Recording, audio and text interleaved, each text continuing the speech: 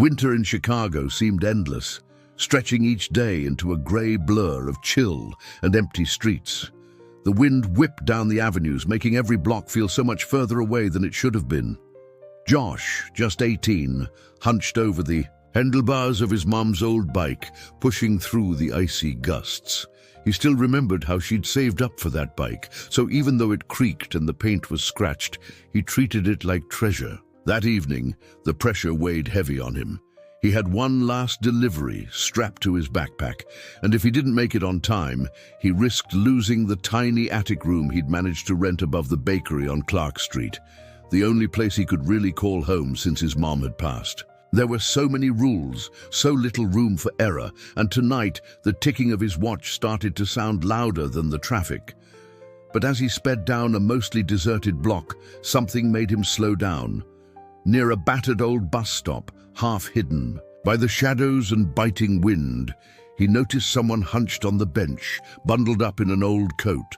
There was something about the way this person sat there, so still and out of place in the bitter cold, that made Josh press the brakes. He hesitated for a moment, torn between the ticking clock and that quiet, lonely figure, wondering if maybe tonight, for once, he could make a different choice.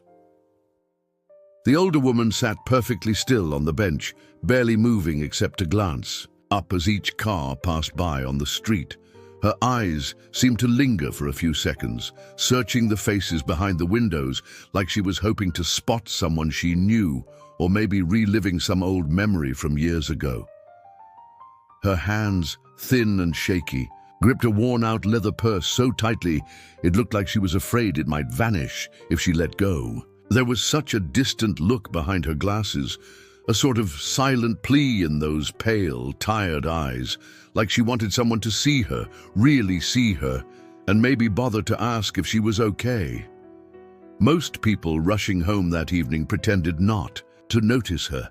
Heads down, coats pulled tight against the cold, everyone seemed caught up in their own hurry, pretending the lonely woman didn't exist. But for Josh, something in that moment just tugged at him. It was strange. Only a second ago, every minute felt urgent, his delivery the only thing that mattered. Now the ticking clock faded away. He leaned his bike gently against the bench and stepped closer, his voice soft but steady as he quietly asked the woman if there was anything he could do to help her. The woman, who introduced herself as Margaret, answered in a soft, trembling voice. She started listing off bus routes and street names that, to anyone who lived in Chicago, didn't really add up.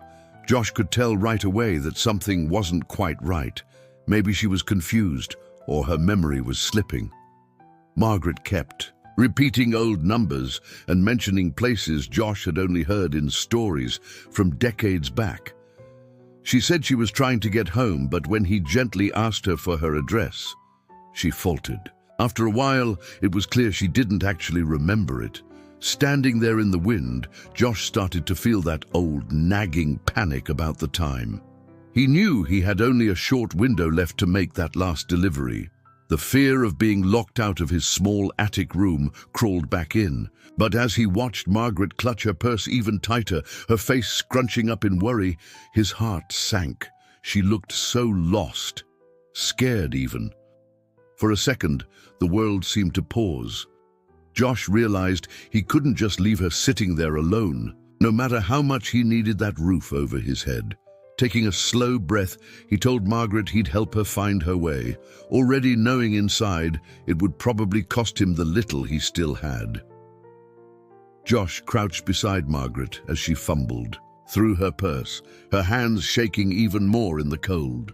After a minute, he spotted something small and silver tucked into a corner of the bag, a heart-shaped pendant.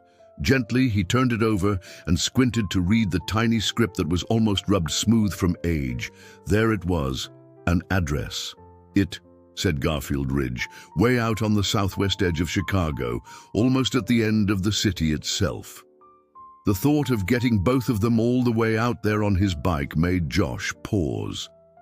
The distance was easily more than an hour's ride, and Margaret didn't look like she'd manage walking a block, let alone several miles. Josh bit his lip, staring down the empty street.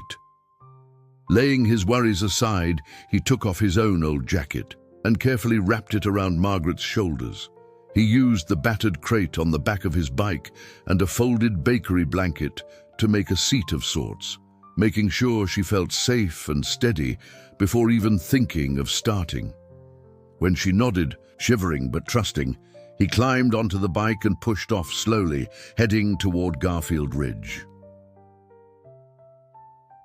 The city lights blurred past as Josh pedaled, each turn of the wheels a reminder that he was responsible for another life tonight. He glanced back once in a while, making sure Margaret was okay, feeling the weight of his promise grow with every block they crossed. Josh pedaled through block after block. The city slipped by under the pale glow of streetlights. The silence between them was only broken by the whistling wind and Margaret's gentle questions that came and went, looping back on themselves. Sometimes she would ask about her grandson, wondering if he knew where she was, her voice filled with quiet hope. Other times she seemed lost entirely, blinking out at the passing houses and forgetting why they were riding through the night. Every time she reached out for answers, Josh replied as patiently as if he was hearing the question for the first time, keeping his voice calm so she would not get more frightened. After what felt like forever, they reached a small, almost empty, gas station with flickering lights at the edge of Ashland Avenue. Josh leaned his bike against the brick wall, helped Margaret off the seat, and guided her inside. He dug around in his pocket and found just enough change for a single cup of hot tea. He handed it to her, gently insisting she drink it first, and sat across from her with empty hands, ignoring his own hunger and the shivers running down his arms. Watching Margaret wrap her hands gratefully around the warm cup, Josh felt tired but stubbornly hopeful. He was determined not to let her down now. By the time Josh and Margaret finally reached the gate at the Garfield Ridge address, the city had gone quiet and the air felt even colder. Josh's hands were so numb from the hours in the wind, he had to use both to steady Margaret as she climbed off the bike. The old iron gate creaked as he pushed it open, rising anxiety mixing with the tiredness in his legs. He walked Margaret up the short pathway and, with fingers shaking, pressed the doorbell, heart pounding as they waited in darkness. For a few long seconds, nothing happened. Josh worried that maybe the address was wrong or that no one would answer. Then the porch light clicked on and an older man appeared in the doorway, blinking through thick glasses. At first, he looked confused and even a little frightened by the sight of strangers on his porch so late. But when his eyes landed on Margaret, his whole face changed. Relief replaced fear as he hurried to help her inside, repeating her name and holding her as if she might disappear. Tears rolled down Margaret's cheeks, and the man, who introduced himself as Frank, kept thanking Josh. Though Frank offered warmth, food, and a seat inside, Josh quietly refused. He scribbled his phone number on a scrap of bread wrapper from his pocket, pressing it into Frank's hand, saying only that it was just in case Margaret ever needed help again. Then he stepped back into the cold, heading home empty, but feeling like he had done something that mattered. The way back to Logan Square felt endless for Josh. The city was quieter now, with most folks tucked away in their warm homes, but for him each block seemed to drag on a little more than the last. His legs burned, and the aches spreading through his body made every push of the pedals heavier. Somewhere deep down, he already suspected what he would find waiting for him at the old boarding house. When he finally pulled up, the street was empty, except for a small pile just outside the front door. There sat his single duffel bag, a worn backpack, and his bike lock, stacked almost carelessly like forgotten trash. On the door was a note scrawled in the landlord's sharp handwriting. It was only a few words, but it made everything clear. They had rented his spot to someone else, and there was no room for him now. Josh checked his pockets out of habit, but there was no key and no spare money left. The chill in the air seemed sharper than ever. He looked at his things, then at the street stretching away, dark and silent. Instead of sitting there, letting numbness sink in, he gripped the handlebars and started walking. He did not cry or shout. Instead, he just kept going, guided by the simple need to move, knowing that stopping would make the cold sink deeper into his bones. With nowhere left to go, Josh wheeled his old bike through the dark streets until he found himself near Roosevelt Market.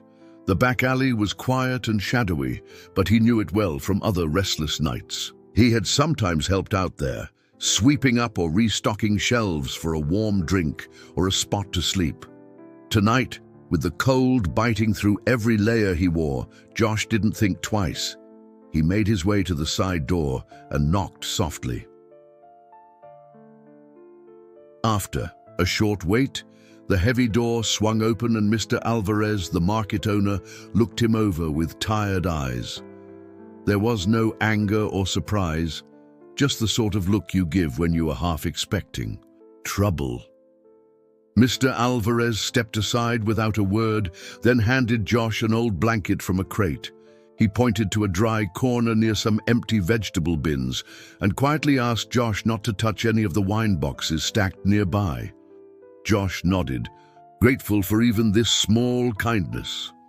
As Josh spread out his blanket and settled down on the cool concrete, a strange sense of comfort wrapped around him. It was not much, but the corner felt safe. For the first time in weeks, he closed his eyes without worrying about being kicked out or caught in a downpour. The memory of Margaret's grateful smile lingered in his mind, softening the edges of a hard day. By the time pale light started creeping into the alley, Josh was already up, rolling his blanket and stretching the stiffness from his limbs. Inside, Roosevelt Market. Shelves needed restocking and yesterday's deliveries waited in crates. Josh slipped into a quiet rhythm, working beside Mr. Alvarez without much need for words. The older man handed him boxes or nodded toward a task, and Josh responded with a smile or a nod of his own. They had worked out this comfortable way of being. There was trust and understanding, even if they never talked about the tough stuff. The market had its usual early customers, folks grabbing bread or coffee before heading to work. Everything about the morning felt normal until all of a sudden a shiny black sedan pulled up out front. That sort of car stood out in this part of town, its windows dark and the chrome shining almost too bright for a regular weekday. Josh noticed it right away, a little uneasy, but kept sorting cans until the bell above the door jingled. A tall man in a pressed suit came in, making everyone else in the shop look twice. He glanced around, holding a piece of paper with Josh's name scribbled across it. The man spoke quietly to Mr. Alvarez, then turned his attention to Josh, asking if they could talk. The morning's peace had been interrupted, and Josh could feel the questions building in his chest.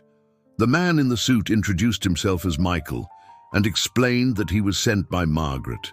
He spoke politely, but with a confidence that made it clear he was used to this sort of thing. Michael let Josh know that Margaret's memory had come back to her, and she remembered all that he had done for her that night. She wanted to thank him face to face, and had specifically asked Michael to find him. At first, Josh could hardly believe it.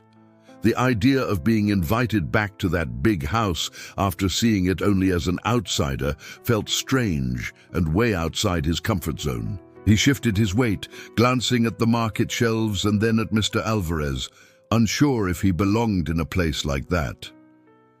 Mr. Alvarez watched the exchange silently, then gave Josh a steady nod, silently urging him to go. That little gesture meant more than any words.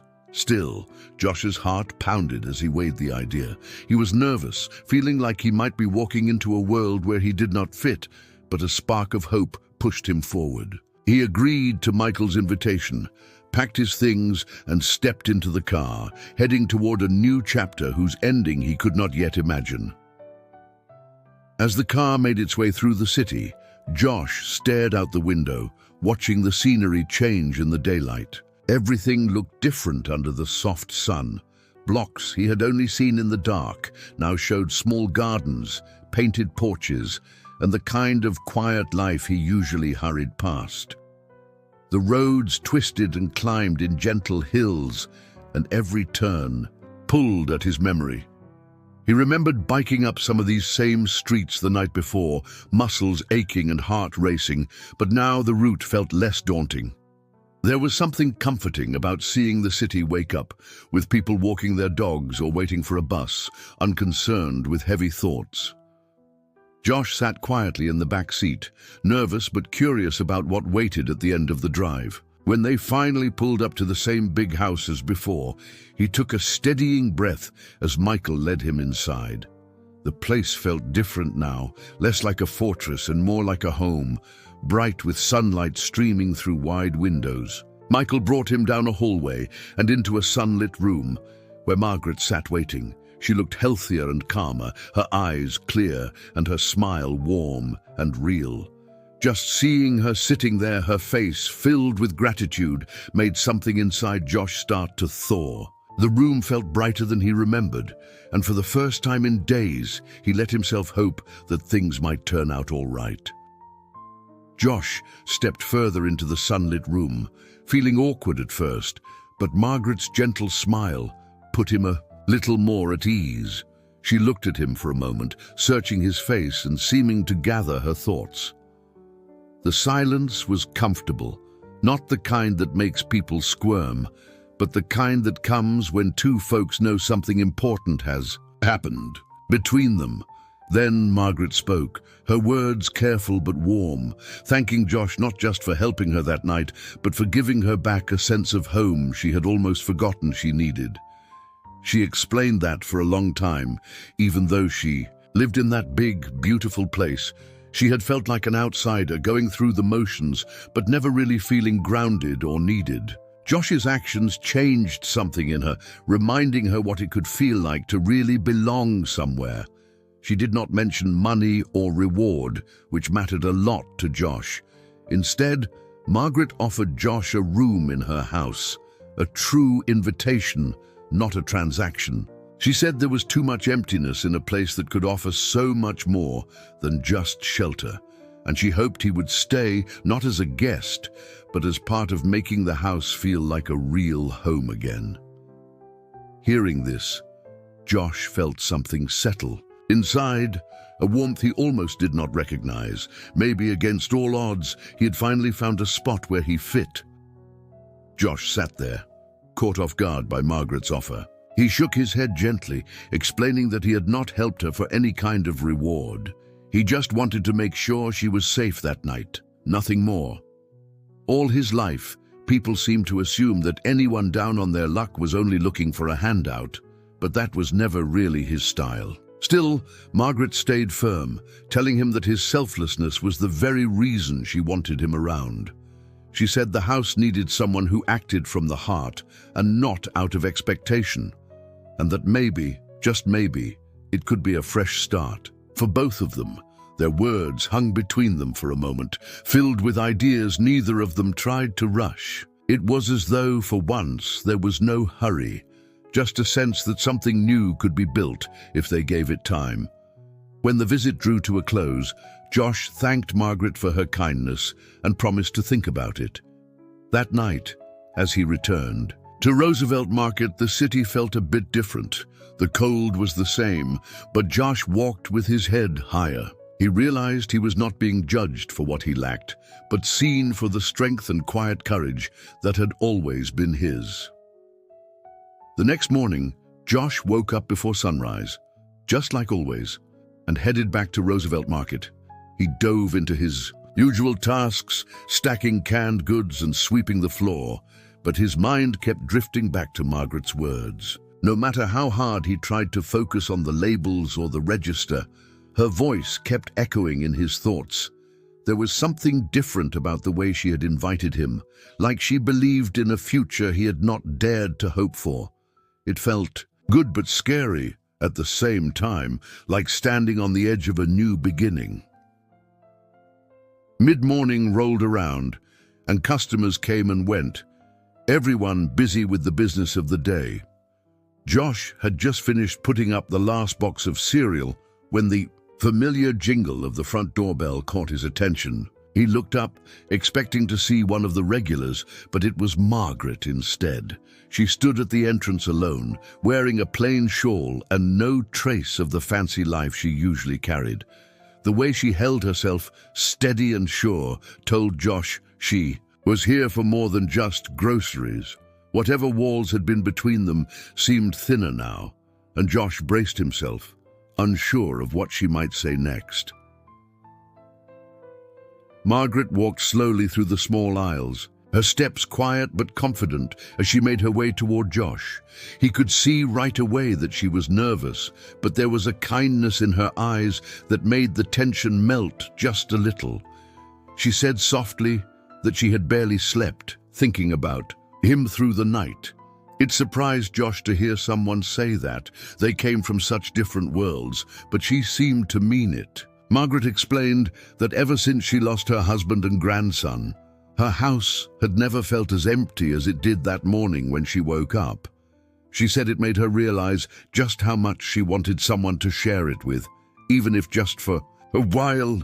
Without much ceremony, Margaret handed Josh an envelope. Inside was a letter written in neat, careful handwriting. She made it clear that this was not a contract or an obligation. It was simply an invitation. Margaret wrote that he could stay for as long as he needed until he figured out what came next, and there would be no strings attached, no expectations. She wanted him to know that support and a place to belong did not always come with conditions. This gesture, so simple and direct, made Josh's hands shake a bit.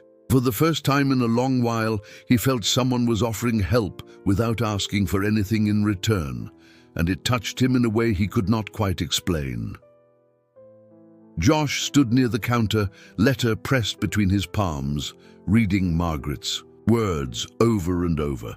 His fingers trembled a bit as he tried to take in the idea that someone really wanted him to stay, not out of pity, but as a genuine gesture.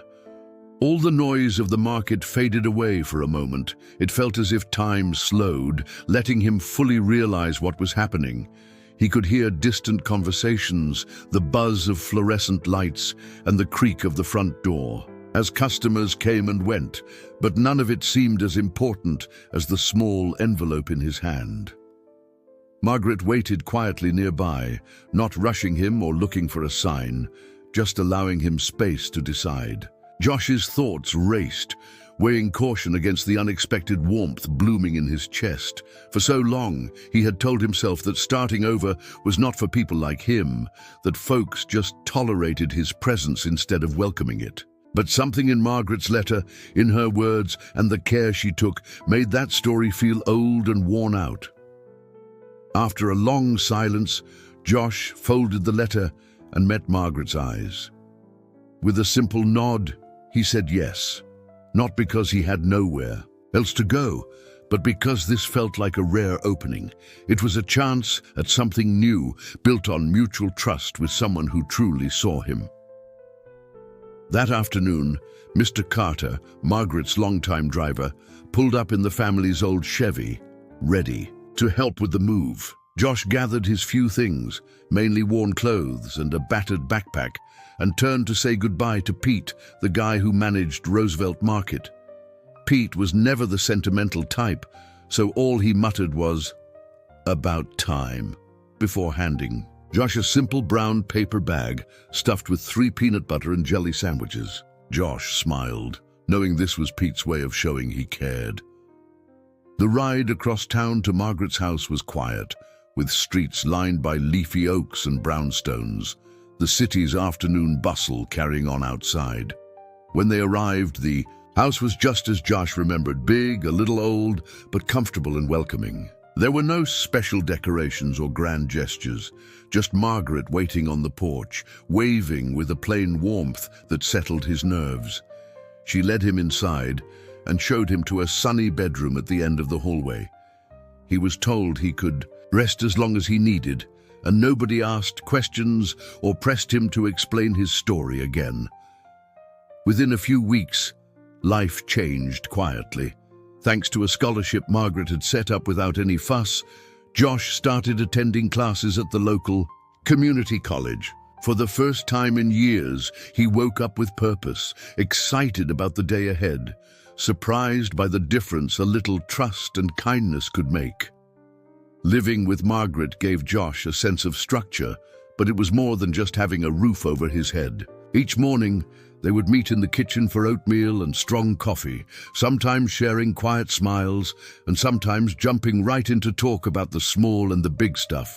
Neighbors, old memories, what made them curious about the world. On sunny afternoons, they walked slowly around Margaret's backyard, pointing out robins and laughing at how stubborn the squirrels could get with her bird feeder. Sometimes in the evenings, they would sit on the porch with lemonade and talk for hours about things they had once believed impossible for themselves. College degrees, travel, even the idea of making a real difference. Weekends turned into something special. They would make plans, not just for themselves, but for people who had been in tough spots, the way they both had. After a month or two, these talks became the beginning of something bigger. Together, Josh and Margaret started a project called Second Chance Network. Their idea was to help young people who felt stuck and older people who had no family left, anyone overlooked by the world. Inspired by the way fate had pushed them together on a cold winter night, they hoped to create the same luck for others who needed it most. Josh threw himself into work with the Second Chance Network, taking on every job he could to help it grow. He spent weekdays meeting with local school counselors to set up mentoring groups, organized after-school activities at the neighborhood community center, and helped out at weekend meal drives. Sometimes he ran workshops where he talked honestly with kids facing hard times, and other days he listened to older folks tell stories about what they missed most from their younger years. What made it all different now was that he was doing this by choice, not because he had no other options, a feeling that brought a quiet kind of pride. Even though most days were packed, Josh kept up his old habit of riding his bike through the city. There was something freeing about it. With every push on the pedals, he remembered how far he had come since those uncertain days. On certain afternoons, when the sun dipped behind the tall apartment buildings, he would pass the bus stop where everything had started. Whenever he did, he would slow down for a moment, almost without thinking. It was there, reaching out to a stranger on a cold night, that everything had changed for him.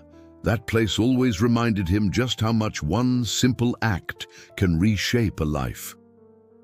As the years went by, word started to spread about Josh and Margaret's partnership. People around the city, sometimes even folks from other towns, learned about their work through the Second Chance Network. Teachers, pastors, and social workers often brought up their story whenever someone needed a little hope. For Josh and Margaret, though, none of it felt like a big deal.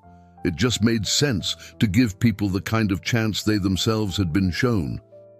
There were plenty of moments when Josh thought about how wildly different his life could have been if he had not stopped at that bus stop to help a stranger. It was never really about charity or pity, he realized. Both he and Margaret had been lonely in their own ways, searching for some connection. What grew between them was trust, built up slowly by sharing meals, struggles, and laughter. Together, they found the kind of family that does not have to match your last name, one that shows up for you, especially in the dark times, until the way forward gets a little clearer. In the end, their story turned into a quiet reminder for everyone around them. Home, they discovered, is something that can find you when you least expect it, and it is often shaped by small, kind actions that start to mean more than either of them imagined.